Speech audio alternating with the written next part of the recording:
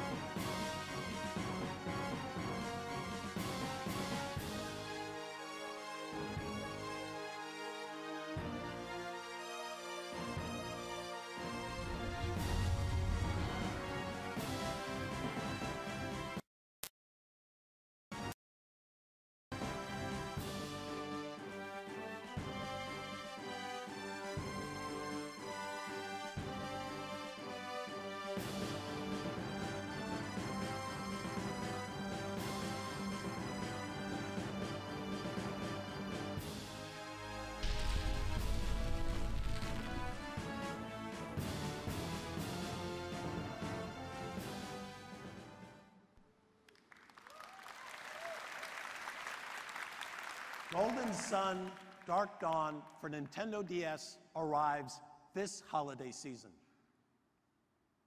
And while Golden Sun brings back a lot of golden memories for its legions of fans, to millions of other gamers, Golden has an entirely different meaning.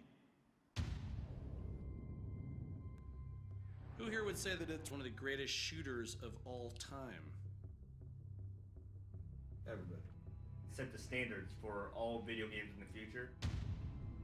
It was the first game that I could play multiplayer for 4 hours straight. For me, it was the original. I mean, like, if you hooked it up now, I'd be down to play. Let's say that after 13 years of gaming innovation, a new Goldeneye game is coming up. Oh my god! Yes.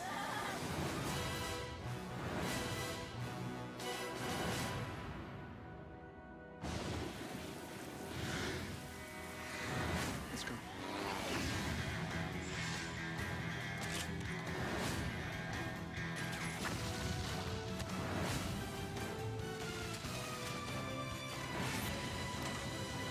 Nobody ever died being too careful. Words to live by.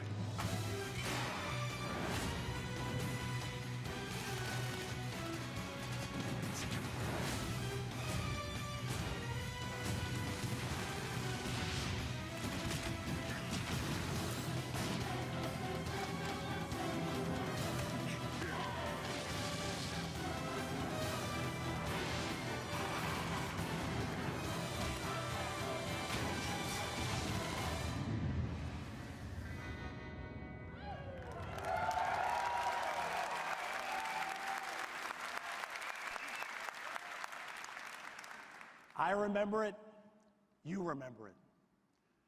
But there are people watching today who aren't old enough to understand the impact that Goldeneye had when it first hit the market. If you've never experienced it, get ready for a landmark gaming experience. On the other hand, if you do remember those multiplayer nights, there's only one thing I need to say. Activision's new Goldeneye, exclusive to Wii, arrives in stores this holiday.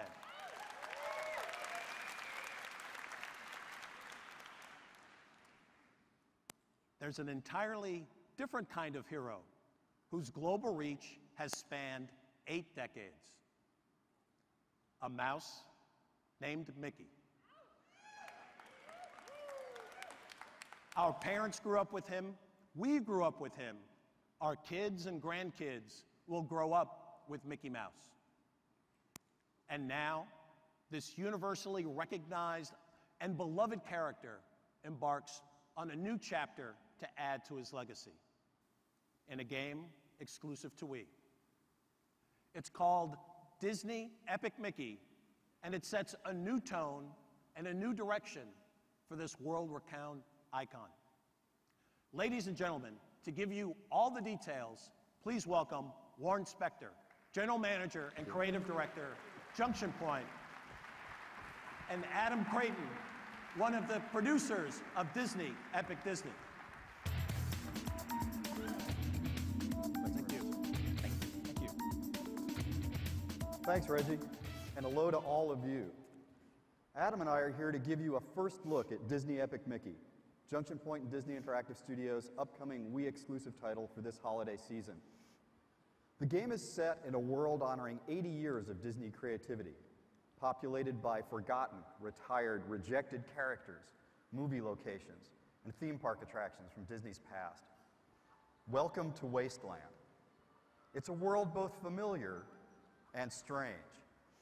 A world as varied and memorable, we hope, as the real Disney lands and stories that inspired it. The land Adam is exploring today is called Ventureland. It's what we call a quest zone, where you talk to characters, learn about quests, buy tools and supplies. Here, for example, Adam is talking to Wasteland's version of Smee, learning what Mickey has to do to continue to make progress through the game, and also about an optional quest that he can do or not do later in the game. In Ventureland, in addition to Smee, you may recognize some other characters from the film Peter Pan, but a little changed, and some theme park locations, also a little different than you may remember, including the Swiss Family Robinson Treehouse and the Tiki Room. Some of the Disney inspirations can be hard to spot. I mean, Wasteland is really full of forgotten stuff, but identifying it all is part of the fun. One thing is for sure, though. No one will have any trouble identifying our hero, Mickey Mouse. For decades, he's been one of the biggest movie stars in the world, a television celebrity, constant presence at theme parks, friend and teacher to our kids. But for all the success he's achieved, it's always felt to me, at least, that he hasn't quite become the video game hero he deserves to be. If my team and I have our way, that is about to change. To take Mickey to new heights of video game success, we knew we couldn't just look back at Disney's history or Mickey's past triumphs. We had to allow Mickey to do things no other game character could do and offer players something they'd never seen before.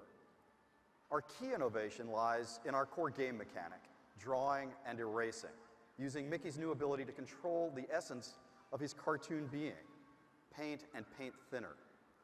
Using paint and thinner the way Adam is here, players can erase characters, objects, walls, plants, even the ground. Or they can restore everything to beautiful painted glory. In other words, players can dynamically change the game world to save it. But how each player decides to change the world makes a difference. Or, as I like to put it, playstyle matters. How you change your world, how you interact with other characters. That changes how the world looks, of course, but also how characters treat you, what they tell you, what they don't tell you, and how each character's story ends. Do you solve problems by using the power of thinner to erase and remove obstacles? Or do you solve problems with the power of paint, the creative power? Do you use paint or cleverness to turn enemies into friends, or do you simply defeat them? Do you take time and use precious resources to solve everyone's individual problems, or do you focus exclusively on saving Wasteland from the enemies that would destroy it? These are just a few of the options available to players, each with its own rewards and its own costs.